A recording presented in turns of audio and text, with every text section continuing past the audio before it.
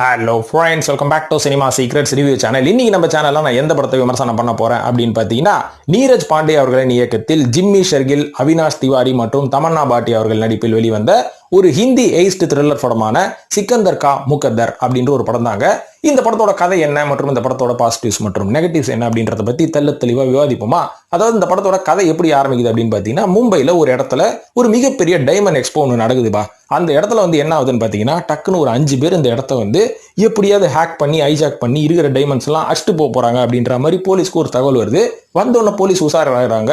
வந்தோடனே அந்த 5 பேரும் கரெக்டா போலீஸ் உஷாரானதுக்கு அப்புறமா அந்த டைமண்ட் எக்ஸ்போ உள்ள வரானுங்க துப்பாக்கி எடுத்துக்கின்னு. அதான் போலீஸ் உஷாராயிட்டானுங்கள, அதனால வந்த 5 பேரையும் பட்டுன்னு போட்டு தள்ளிடுறாங்களா. போட்டு தள்ளணும்னா அங்க இருக்கிற மக்கள் எல்லாம் எப்படியாவது எவாக்குவேட் பண்ணணும், ஒரு சேஃபான இடத்துக்கு அனுப்பணும் அப்படின்னு சொல்லி கடகடன்னு எல்லாரையும் அனுப்புறாங்க. அனுப்பின உடனே எல்லாரையும் சேஃபா வச்சுட்டு இந்த டெட் பாடிஸ் எல்லாத்தையும் கிளியர் பண்ண உடனே அந்த இடத்துக்கு ஒரு இன்வெஸ்டிகேஷன் ஆஃபீஸர் வராரு, என்ன நடந்தது அப்படின்னு விசாரிப்போன்னு. அவர் யாருன்னு பாத்தீங்கன்னா, அவரு தான் ஜிம்மி ஷெர்கில் அவர்கள். வந்தவொடனே என்ன பண்றாரு, அங்கங்க சுத்தி பாக்குறாரு, பொருள் எல்லாம் சேஃப் தானே, இவங்க தானே செத்து போனாங்க அப்படின்னு விசாரிக்கும் போது டக்குன்னு தமன்னா அவர்கள் என்ன பண்றாங்கன்னா, ஐயோ இங்க இருந்து டைமண்டை காணாம அப்படின்ற மாதிரி சொல்றாங்க. அதெல்லாம் ரைட்டு, தமன்னா யாருன்னு நீ சொல்லலை அப்படின்னா, இந்த டைமண்ட் எக்ஸ்போல ஒரு சின்ன ஜுவல்லரியில வேலை பார்க்குற ஒரு ஸ்டால்ல வேலை பார்க்குற ஒரு ஊழியர் தான் தமன்னா அவர்கள். மற்றும் அந்த இடத்துல மெயின் ஹீரோவான அவினாஷ் அவர்களும் ஒர்க் பண்றாரு. அவர் யாருன்னு பாத்தீங்கன்னா, அதே எக்ஸ்போல வேலை செய்யற ஒரு நெட்வொர்க் இன்ஜினியரா இருக்காரு. இந்த சிசிடிவி கேமராவெல்லாம் கரெக்டா எங்க ஃபிக்ஸ் பண்ணணும் அப்படின்ற மாதிரி பிளான் பண்ணுவாங்க பாத்தீங்களா.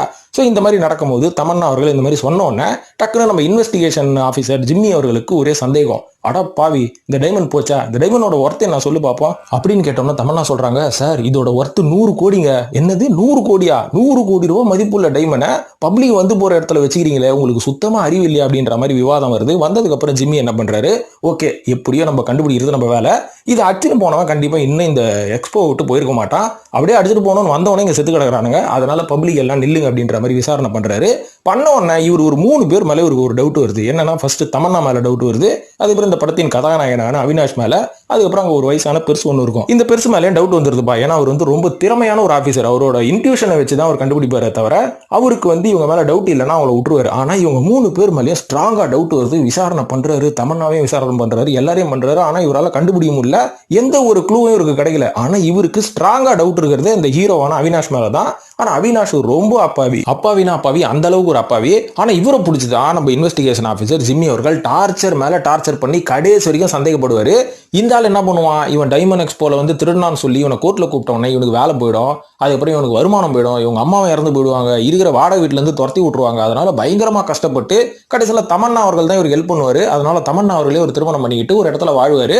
அப்ப கூட ஜிம்மி அவர்கள் இவரை விடுற மாதிரி கிடையாது, கடைசி வரைக்கும் துரத்து கடைசியில் மனுஷன் இவரோட தொல்லை தாங்க முடியாம நம்ம ஹீரோ அவினாஷ் துபாய் ஓடி போயிடுவாரு. அங்க போய் நான் போச்சுக்கிறேன்டா, இந்தியால இருந்தா தானே என்ன சாவடிக்கிற அப்படின்ற மாதிரி. இருந்தாலும் நம்ம இன்வெஸ்டிகேஷன் ஆஃபீஸர் ஜிம்மி அவர்களுக்கு தூக்கமே வராது. இந்த டைமண்ட் எவன் தான் திருடனா, ஆனா எனக்கு இவங்க 3 பேர் மேலதான் என் டவுட், கண்டிப்பா தமன்னாவா அப்படின்ற டவுட் இல்ல, ஆனா அவினாஷ் மேலதான் டவுட் இருக்கு அப்படின்ற மாதிரி சுத்திக்கிட்டே இருப்பாரு.